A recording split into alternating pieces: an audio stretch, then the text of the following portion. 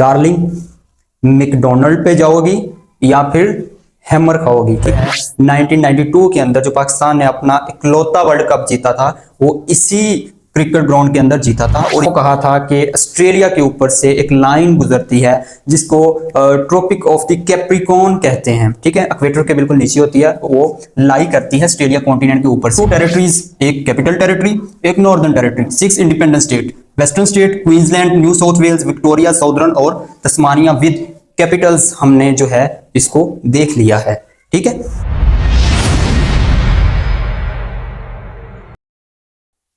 अस्सलाम वालेकुम, मैं मोहम्मद इजाज। कल हमने ऑस्ट्रेलिया कॉन्टिनेंट, ऑस्ट्रेलिया और ओशिनिया के बारे में पढ़ा था कि उसमें क्या डिफरेंस है। आज हम ओशिनिया के अंदर मौजूद जितने भी कंट्रीज हैं उनको 1 बाय 1 जो है वो डिस्कस करने वाले हैं। आपको पता है कि ओशिनिया के अंदर सबसे बड़ा जो कंट्री है वो ऑस्ट्रेलिया है। सबसे पहले हम ऑस्ट्रेलिया को डिस्कस करेंगे, इसको पॉलिटिकली हम देखेंगे और इसका जो फिजिकल मैप है उसको डिस्कस किया जाएगा। ठीक है, और करंट अफेयर्स के हवाले से जो भी क्वेश्चन ऑस्ट्रेलिया में से पूछे जाते हैं वो आज हम डिस्कस करने वाले हैं। और इसके अंदर जो भी जियोग्राफिकल चीज़ें पाई जाती हैं वो हम डिस्कस करेंगे, जो पेपर में पूछी जाएंगी या पूछी जा चुकी हैं वो सब की सब जो है वो आज हम इस लेक्चर में देखने वाले हैं। लेक्चर को आपने स्किप नहीं करना, सारा लेक्चर देखना है। ठीक है, आपको इसका बहुत बेनिफिट होगा। ठीक है, और देन जो है वो आपने अगर आप कुछ लर्न कर लें, कुछ चीज़ों को सीख लें तो देन मेरे चैनल को सब्सक्राइब करना है और अपने दोस्तों के साथ जो प्रिपरेशन कर रहे हैं उनके साथ इसको शेयर करना है। ठीक है, तो चलिए हम अपना टॉपिक जो है वो स्टार्ट करते हैं। सबसे पहले ऑस्ट्रेलिया का मैप आपको नज़र आ रहा है इधर, इसको हम जो पॉलिटिकल इसकी डिवीजन है उसको सबसे पहले हम देख लेते हैं। ठीक है, पॉलिटिकल डिवीजन की बात करें हम ऑस्ट्रेलिया की तो ये 6 इंडिपेंडेंट स्टेट्स पे मुश्तमिल है और इसकी 2 टेरिटरीज हैं जो ऑस्ट्रेलिया कंट्रोल करता है। कौन कौन सी स्टेट्स हैं और उनके कैपिटल क्या हैं वो आज हम मैप बना के जो है वो देखेंगे ताकि आपको समझ आ जाए। ये फुल मैप है ऑस्ट्रेलिया का। ठीक है, और इसके नीचे आपको पता है कि एक आइलैंड बेस इसकी स्टेट है, वो भी हम देख लेते हैं। ठीक है, सबसे पहले इस साइड पे जो इसकी स्टेट है उस स्टेट को हम कहते हैं वेस्टर्न स्टेट। लिख लें साथ साथ, वेस्टर्न स्टेट। इसका जो कैपिटल है ये इस जगह पे पाया जाता है और उसको पर्थ कहते हैं, which is most famous city of Australia, जो कि वेस्टर्न स्टेट के अंदर आता है। ठीक है, और इसी तरह इसकी जो दूसरे नंबर पे स्टेट है वो इस जगह पे बनती है और उस स्टेट को हम कहते हैं साउदर्न स्टेट या साउथ स्टेट। इसका जो कैपिटल है वो एडिलेड। एडिलेड जो इसका सिटी है वो फेमस है इंडस्ट्री के लिए, ये इसका इंडस्ट्रियल सिटी है ऑस्ट्रेलिया का। ठीक है, ये आपने याद रखना है, एडिलेड जो कि साउदर्न स्टेट के अंदर पाया जाता है। ठीक है, और इसी तरह जो है वो इस साइड पे एक स्टेट पाई जाती है जिसको क्वींसलैंड कहते हैं। क्वींसलैंड का जो कैपिटल है वो ब्रिस्बेन है। ठीक है, और हम अलग अलग से इन स्टेट को देखेंगे कि कौन सी स्टेट किस चीज के लिए फेमस है। ठीक है, और देन इसके नीचे एक स्टेट आती है क्वींसलैंड के जो कि न्यू साउथ वेल्स कहलाती है। न्यू साउथ वेल्स, इसका जो कैपिटल है वो Sydney, which is most famous city, जिसकी पॉपुलेशन सबसे ज्यादा है, जो कि सबसे बड़ा सिटी है ऑस्ट्रेलिया का, वो सिडनी ही है और न्यू साउथ वेल्स के अंदर ये पाया जाता है। ठीक है, और न्यू साउथ वेल्स के अंदर ही एक इसकी कैपिटल टेरिटरी है जो कि कैनबेरा है। आपको पता है कि कैनबेरा जो है इसका कैपिटल सिटी है, ये आपने याद रखना है। और इसके नीचे जो स्टेट पाई जाती है वो विक्टोरिया स्टेट है और विक्टोरिया स्टेट का जो कैपिटल है वो मेलबोर्न। आपको पता है कि फेमस है किस चीज के लिए? दुनिया का सबसे बड़ा जो क्रिकेट ग्राउंड है वो मेलबोर्न के अंदर है, 1992 के अंदर जो पाकिस्तान ने अपना इकलौता वर्ल्ड कप जीता था वो इसी क्रिकेट ग्राउंड के अंदर जीता था। और यही मेलबोर्न के अंदर एक बहुत बड़ा इंटरनेशनल एयरपोर्ट पाया जाता है जिसको तुला मेराइन इंटरनेशनल एयरपोर्ट कहते हैं। ठीक है। और सिडनी के अंदर भी एक बहुत बड़ा एयरपोर्ट पाया जाता है जिसको स्मिथ फोल्ड या Kings Smith fold international airport हम इसको कहते हैं। ठीक है। और सिडनी जो है ये दुनिया की खूबसूरत जो हार्बर्स हैं उनमें इसका शुमार होता है। ठीक है। ये ब्यूटीफुल हार्बर है ऑस्ट्रेलिया की। ठीक है। ये जो मैंने जगह छोड़ी है ये भी टेरिटरी है। मैंने आपको बताया था ना कि इसकी 6 स्टेट्स हैं इंडिपेंडेंट और 2 टेरिटरीज हैं। ये इसकी नॉर्दर्न टेरिटरी है। ठीक है। इसका जो कैपिटल है वो डार्वन। और जो लास्ट पे इसकी स्टेट बनती है इंडिपेंडेंट वो आइलैंड बेस है।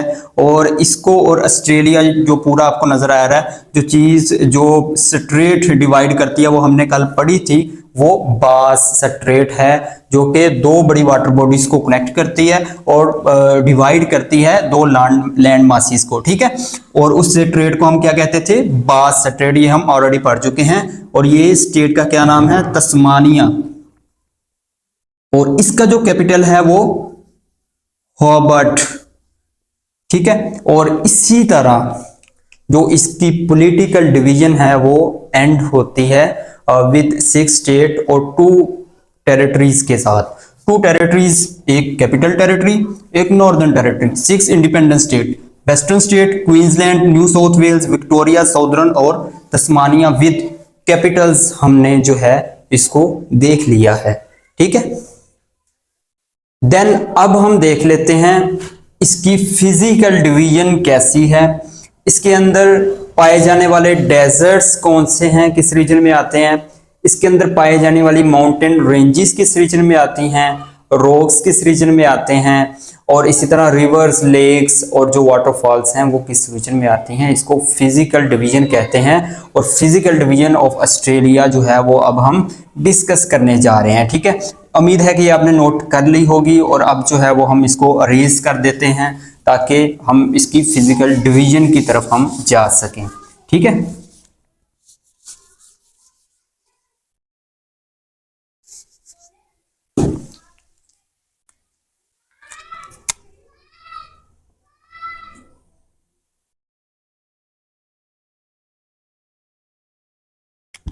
ठीक है। ये आपको मैप नजर आ रहा है। फिजिकल डिवीजन के अंदर हम इसको 3 हिस्सों में डिवाइड करते हैं। फिजिकल डिवीजन कौन से 3 हिस्से हैं? सबसे जो बड़ा हिस्सा है इसका वो है वेस्टर्न प्लेटू। ये इस साइड वाला जो रीजन है इसको हम वेस्टर्न प्लेटू कहते हैं। वेस्टर्न प्लेटू। ठीक है। और जो इसका दूसरा रीजन आता है वो आता है सेंट्रल लोलैंड्स। सेंट्रल लोलैंड्स। ठीक है। और थर्ड नंबर पे जो आता है वो ईस्टर्न हाईलैंड्स।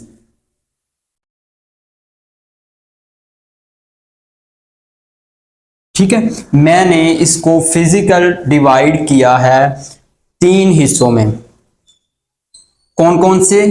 वेस्टर्न प्लेटू, सेंट्रल लोलैंड्स और ईस्टर्न हाईलैंड्स। ठीक है। थोड़ा सा ओवरव्यू देता चलूं। जो वेस्टर्न प्लेटू है इसके अंदर जो ज्यादातर जो एरिया है ये फ्लैट है, सहरा पे मुश्तमिल है, डेजर्ट्स पे मुश्तमिल है, रॉक्स पे मुश्तमिल है। ठीक है। ये ड्राई एरिया है इसका। और जो सेंट्रल लैंड है इसकी ये थोड़ा सा अपर रीजन है इसका। और इसके अंदर जो है वो रिवर्स, फॉल्स, लेक्स वगैरह पाई जाती हैं। लोग इधर रहते हैं। ये थोड़ा सा पॉपुलेटेड एरिया है। ठीक है। और इसके बाद जो ईस्टर्न हाईलैंड्स है ये सारा माउंटेन और रेंजेस से घिरा हुआ है। ठीक है। ये ऊपर ये एक पेनिनसुला है वो हम पढ़ेंगे। ठीक है। यहां से स्टार्ट होती है रेंजेस और ये तस्मानिया तक चलती हैं। ठीक है, ये ईस्टर्न हाईलैंड्स के अंदर आती हैं माउंटेन्स। ठीक है, अब हम अलग अलग इनको देख लेते हैं कि वेस्टर्न प्लेटू के अंदर क्या है, सेंट्रल लोलैंड्स के अंदर क्या है, ईस्टर्न हाईलैंड्स के अंदर क्या है। सबसे पहले हम वेस्टर्न को देख लेते हैं। ठीक है, वेस्टर्न प्लेटू जो है ये ऑस्ट्रेलिया का जो 2/3 हिस्सा है ये वेस्टर्न प्लेटू ही घेरता है। 2/3 जो एरिया है ऑस्ट्रेलिया का, ये आपको नजर आ रहा है कि सबसे ज्यादा जो है वो वेस्टर्न प्लेटू ने ही घेरा हुआ है। ठीक है, और इसके अंदर आपको पता है कि ये ड्राई एरिया है, ज्यादा डेजर्ट्स पाए जाते हैं। कौन कौन से डेजर्ट्स पाए जाते हैं मैं थोड़े से इधर आपको बना देता हूं। ठीक है, यहाँ पे एक डेजर्ट पाया जाता है सबसे पहले, जिसको तनामी डेजर्ट कहते हैं। तनामी, साथ साथ लिखते जाएं। ठीक है, तनामी डेजर्ट पाया जाता है। तनामी के बिल्कुल नीचे एक डेजर्ट पाया जाता है जिसको गिब्सन डेजर्ट कहते हैं। और गिब्सन डेजर्ट के नीचे एक और डेजर्ट पाया जाता है जिसको हम सैंडी डेजर्ट कहते हैं। Sandy desert.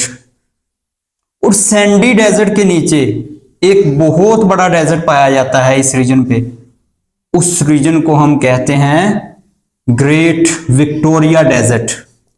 Great Victoria Desert. और ये जो डेजर्ट है ये ऑस्ट्रेलिया का सबसे बड़ा डेजर्ट है, और दुनिया में जितने भी बड़े बड़े डेजर्ट्स हैं उनमें ये डेजर्ट शुमार होता है। ठीक है, इसकी आप वर्ल्ड रैंकिंग देख लीजिएगा, लेकिन ये ऑस्ट्रेलिया का सबसे बड़ा डेजर्ट है। ठीक है, इसकी वर्ल्ड रैंकिंग जो है वो आप देख के वीडियो के नीचे मुझे कमेंट में बताइएगा। ठीक है, तो देन मैं आपकी जो है वो करेक्शन करूंगा कि आप ठीक कह रहे हैं या गलत कह रहे हैं। ठीक है, ये 4 जो है वो मेजर डेजर्ट्स पाए जाते हैं वेस्टर्न प्लेटू के अंदर। एक इंपॉर्टेंट और डेजर्ट है वो सेंट्रल लोलैंड्स के अंदर आ जाता है, वो हम इसको बाद में बताएंगे। ठीक है, और इनके अलावा जो है वो कुछ छोटी छोटी रेंजेस भी पाई जाती हैं, वो हम देख लेते हैं। इस रीजन में एक रेंज पाई जाती है जिसको डार्लिंग रेंज कहते हैं। ठीक है, और इसी तरह यहां पे जो डेजर्ट्स हैं, तनामी डेजर्ट, इसके नीचे एक रेंज पाई जाती है जिसको मैकडोनाल्ड रेंज कहते हैं। McDonald range. और इसके ऊपर एक रेंज यहां पे पाई जाती है जिसको हैमर रेंज कहते हैं। Hammer range. इसको आपने याद कैसे करना है, डार्लिंग मैकडोनाल्ड पे जाओगी या फिर हैमर खाओगी। ठीक है, उसको 2 ऑप्शन दो कि मैकडोनाल्ड पे जाना है या हिथोड़ा खाना है। ठीक है, इसी तरह आपने याद करना है, डार्लिंग रेंज, मैकडोनाल्ड रेंज और हैमर रेंज वेस्टर्न प्लेटू के अंदर पाई जाती हैं। ये 4 इंपॉर्टेंट डेजर्ट जो हैं यहाँ पे पाए जाते हैं, और जो सबसे बड़ा डेजर्ट है वो ग्रेट विक्टोरिया डेजर्ट है। ठीक है, और यहाँ पे एक इंपॉर्टेंट चीज मैं बताता जाऊं, आपको पता है कि सबसे ज्यादा जो मिनरल्स हैं वो इसी रीजन में पाए जाते हैं ऑस्ट्रेलिया के। ऑस्ट्रेलिया सबसे बड़ा एक्सपोर्टर है दुनिया में एलपीजी का। एलपीजी जो है वो एब्रिविएशन आपको पता है कि लिक्विफाइड पेट्रोलियम गैस, वो भी इस रीजन से जो है वो निकलती है। और पूरी दुनिया में आपको पता है कि सबसे बड़ा जो एक्सपोर्टर है एलपीजी का वो ऑस्ट्रेलिया ही है, जो कि अपने वेस्टर्न प्लेटू के एरिया से डिस्कवर करता है और दुनिया को एक्सपोर्ट करता है। और दूसरे जो अदर मिनरल्स हैं वो भी इस रीजन से जो है वो आपको पता है कि हर साल माइनिंग होती है, तो वो आपने देख लेना है। जो इंपॉर्टेंट मिनरल्स पाए जाते हैं, 1-2 क्वेश्चन आए हुए हैं, वो आप जो है थोड़ी सी रिसर्च खुद भी करके वो मुझे कमेंट में लाजमी बताइएगा, तो देन मैं आपकी जो है वो करेक्शन करूंगा कि आप ठीक कह रहे हैं या नहीं। ठीक है, इसी तरह जो है वो हमारा वेस्टर्न प्लेटू का जो एरिया है वो एंड होता है। अब हम चलते हैं सेंट्रल लोलैंड्स की तरफ। सेंट्रल लोलैंड्स का मैंने आपको पहले ही बता दिया था, यहाँ पे ऑस्ट्रेलिया के इंपॉर्टेंट रिवर्स हैं, और 2 इंपॉर्टेंट रिवर्स हैं जिन पे जो है वो ऑस्ट्रेलिया की इकोनॉमी चलती है। इसी वजह से ये थोड़ा सा पॉपुलेटेड एरिया है, और यहाँ पे इंपॉर्टेंट फॉल्स पाई जाती हैं, और जो ऑस्ट्रेलिया की इंपॉर्टेंट लेक्स पाई जाती हैं वो हम देख लेते हैं, यहाँ पे बना लेते हैं। ठीक है, एक रिवर है यहां से फ्लो करता है जिसको मरे रिवर कहते हैं, ठीक है। ये ऑस्ट्रेलिया का सबसे बड़ा रिवर है, मरे रिवर। और ऊपर से एक रिवर आ रहा है जो कि ट्राइब्यूटरी है मरे रिवर की, और यहाँ पे आके मरे रिवर के अंदर ही फॉल कर जाता है। उस रिवर को हम कहते हैं डार्लिंग रिवर। डार्लिंग रिवर, यहाँ पे हमने डार्लिंग रेंज पढ़ी थी, यहाँ पे डार्लिंग रिवर है जो कि ट्राइब्यूटरी है मरे रिवर की, और जो है वो मरे डार्लिंग रिवर सिस्टम बनाती है। और ये जो है वो पूरे सेंट्रल लोलैंड्स के अंदर फ्लो करता है, ठीक है। कौन सा सिस्टम? मरे डार्लिंग सिस्टम, ठीक है। मरे इसका जो है वो लॉन्गेस्ट रिवर है ऑस्ट्रेलिया का, ये आपने याद रखना है, ठीक है। और देन इंपॉर्टेंट 3-4 जो है इसके फॉल्स हैं वो यहां पे आप बना लें, ठीक है। एक जो है वो वेलोमोबी फॉल है, वो आप लिख लें, ठीक है। वेलामन, वेलामन फॉल, ठीक है। और इसी तरह एक जो है वो gym gym fall, gym gym fall, ठीक है। ये 3-4 जो हैं वो इंपॉर्टेंट फॉल्स हैं, अगर वो पूछेगा तो इन्हीं से पूछेगा। अब आ जाएं जी इसकी इंपॉर्टेंट लेक्स की तरफ जो कि सेंट्रल लोलैंड्स के अंदर है। यहाँ पे एक लेक पाई जाती है, वो हम ऑलरेडी पढ़ भी चुके हैं। वो लेक जो है वो पूरे ऑस्ट्रेलिया कॉन्टिनेंट का डीपेस्ट पॉइंट है, सबसे लोवेस्ट पॉइंट है। उस लेक को हम कहते हैं लेक आयर, लेक आयर कहते हैं उसको। ये डीपेस्ट पॉइंट है ऑस्ट्रेलिया कॉन्टिनेंट के अंदर, और इसका एक दूसरा नाम भी है, इसको केटी ठंडा भी कहा जाता है, ठीक है, इस लेक को। और यहां पे एक इंपॉर्टेंट लेक बना लें, उस लेक को हम कहते हैं लेक डिसअपॉइंटमेंट, डिसअपॉइंटमेंट लेक। ये लेक इसलिए फेमस है, मैंने आपको कहा था कि ऑस्ट्रेलिया के ऊपर से एक लाइन गुजरती है जिसको ट्रॉपिक ऑफ द कैप्रिकॉर्न कहते हैं, ठीक है। इक्वेटर के बिल्कुल नीचे होती है, वो लाई करती है ऑस्ट्रेलिया कॉन्टिनेंट के ऊपर से, और इस लेक के बिल्कुल ऊपर से वो फर्जी लाइन जो है वो गुजरती है, ट्रॉपिक ऑफ कैप्रिकॉर्न, इसलिए ये लेक फेमस है, ठीक है। कैप्रिकॉर्न लाइन यहां से पास करती है, ये हम ऑलरेडी पढ़ चुके हैं जब हमने ओशिनिया वाला टॉपिक देखा था। ऑस्ट्रेलिया कॉन्टिनेंट की जो जियोग्राफी थी हमने डिस्कस की थी, तब हमने इसको देखा था, ठीक है। और इसके अलावा एक और माउंटेन यहाँ लेक यहाँ पे पाई जाती है जिसको लेक हिल्लर कहते हैं, हिल्लर लेक, और इसको पिंक लेक भी कहा जाता है,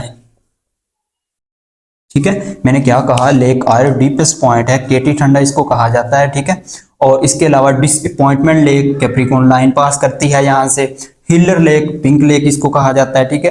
डार्लिंग रिवर जो है वो ट्राइब्यूटरी है मरे रिवर की, मरे रिवर जो है इसका सबसे बड़ा रिवर है जो कि इकोनॉमी रन करता है ऑस्ट्रेलिया की, ठीक है। और इसी तरह फॉल्स के बारे में मैंने आपको बताया, वेलोमोबी, वेलामन, जिम जिम फॉल जो है वो सेंट्रल लोलैंड्स के अंदर पाई जाती हैं, ठीक है। और इसी तरह जो है वो हमारा सेंट्रल लोलैंड्स का जो एरिया था वो कवर हो गया है।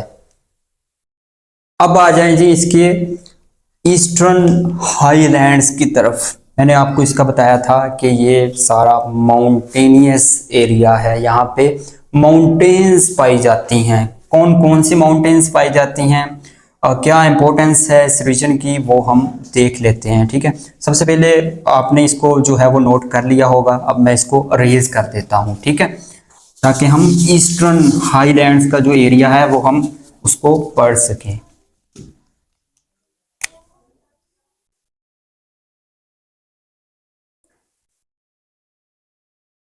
ठीक है, ये है ईस्टर्न हाईलैंड्स का एरिया। इस एरिया के अंदर जो है ग्रेट डिवाइडिंग रेंज पाई जाती है यहाँ पे, ठीक है। ये सारा माउंटेनियस पार्ट है, इवन तस्मानिया तक ये चलता है, ठीक है।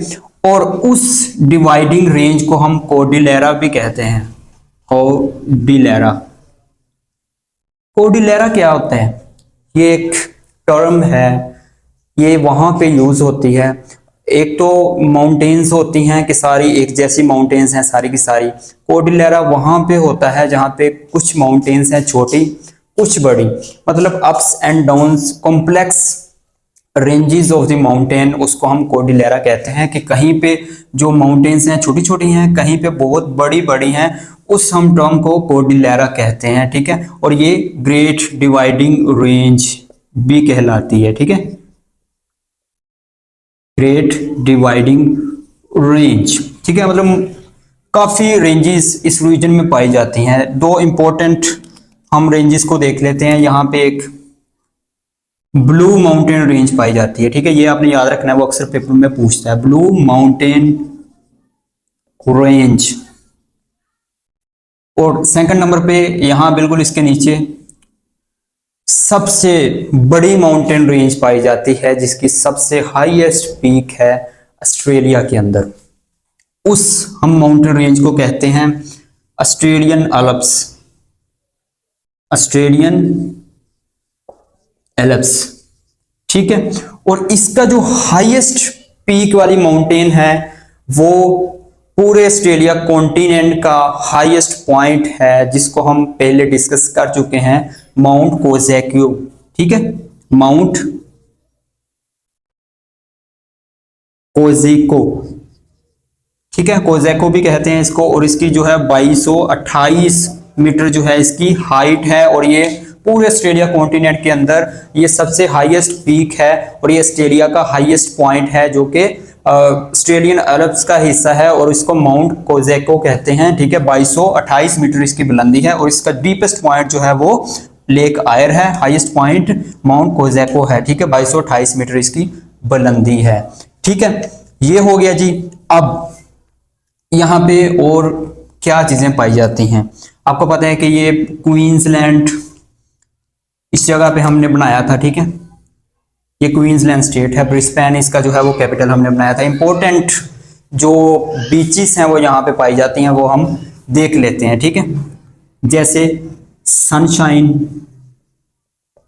सनराइज, बुंडी, केबल। ठीक है, ये जो बीचेस हैं ये सारी क्वींसलैंड के आसपास पाई जाती हैं, और ये इंपॉर्टेंट बीचेस हैं ऑस्ट्रेलिया की।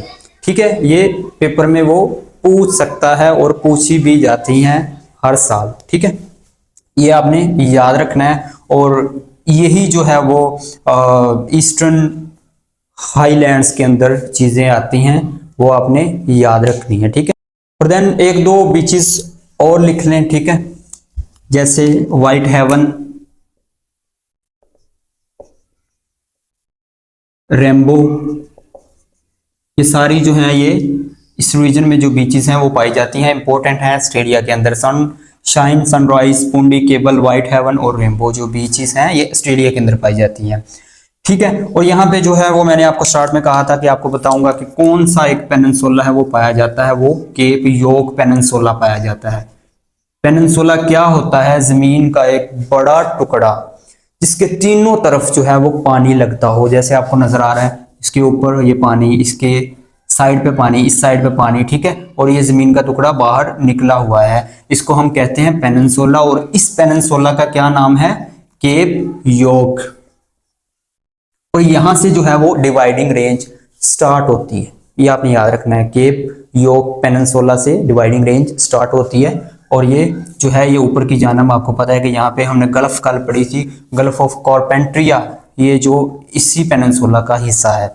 ओके हो गया जी। अगर मैं बात करूं कि ओशिनिया के अंदर हाईएस्ट पॉइंट कौन सा है, क्या यही है माउंट कोजेको या कोई और है? ठीक है, आपने इसकी रिसर्च करनी है कि ओशिनिया जो है वो मैंने आपको समझाया था ना कि ओशिनिया क्या है, ऑस्ट्रेलिया क्या है, ऑस्ट्रेलिया कॉन्टिनेंट क्या है। ये तो मैंने आपको बता दिया कि ऑस्ट्रेलिया कॉन्टिनेंट के अंदर सबसे जो हाईएस्ट पॉइंट है वो ऑस्ट्रेलियन एल्प्स के अंदर आता है। ठीक है, और मेरा आपसे ये सवाल है, क्या ओशिनिया के अंदर जो हाईएस्ट पॉइंट है वो भी यही है या कोई और है? अगर कोई और है तो मुझे कमेंट के अंदर वो लाजमी बताइएगा। ठीक है, वो इंपॉर्टेंट क्वेश्चन है, वो पेपर में पूछा जाता है, मे बी ये हो या मे बी ना हो, आप इस पे रिसर्च लाजमी करिएगा। ठीक है।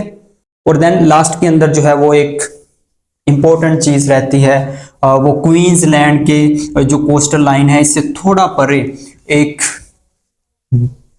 ग्रेट बैरियर रीफ्स पाए जाते हैं, जिसके लिए ऑस्ट्रेलिया पूरी दुनिया में जाना जाता है।